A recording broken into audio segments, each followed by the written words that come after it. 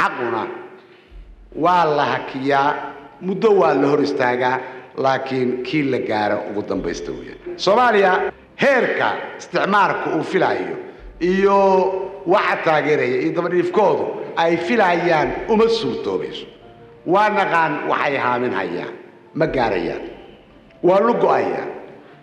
waxaan kali ahaan ka xumahay wax Soomaaliya oo dad Soomaaliya oo xuduud beenaad ka sheeyay inay isku dilaan intii ay ka fuqsan lahayn xornimadooda inay ka ogolaadaan inay kii kala fujin lahaa ku dilaan taas baan aad uga xumaa laakiin way garan doonaan waqti aan dheereen bay garan doonaan waxay ku dhinteen markay baaraan bay garan doonaan waxay walaalkood ku dileen markay baaraan bay garan doonaan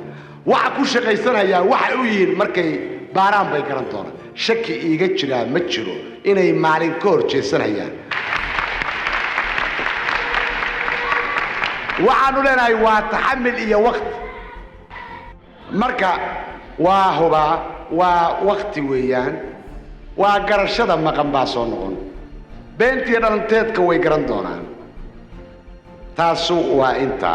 jalayaal laga maarmaa waxa weeyaan xornimo waynu helay waynu ku raysanay laakiin kuma aynaan gaarin dantaynu lahayn ma ahayn calan kaliya inaan taagano ma ahayn danteenu qura inaynu naaco xora inaan neefsano waxay ahayd inaan baahi tirno dadkeena inaanu jahaalada ka baabi'ino inaanu bini aadamka isku filaada gaarno dalkeennu waa barwaaqo waa inaan dhulkeenna hoos ugu jeedsanaa waa inaan badeenna hoos ugu jeedsanaa waa inaan xoolaheena aragna waa inaanu hawl u dhaqaaqnaa waa inaynu garanaa qofku inuu dadweynaha u shaqeeyo dadweynuhu qofka u shaqeeyo waa inaan garanaa waa inaanu tacab u gudubnaa badeenni waa talo waa dhirsanta barwaaqa ka buuxda xoolaheenni waa kuwa yacni daadsan oo maynu iyaga tabcanno dhaqaalaysanno xanaanaysano jalayaal waxaan idinku hambalyaynayaa munaasabadaha kan qaaliga ah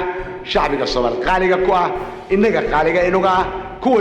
jooga qaaliga ku ah kuwii dhintay aynu ku qiimeeyno ku tixgelinayno kuwa dhalan doona ay bariisa guran doonaan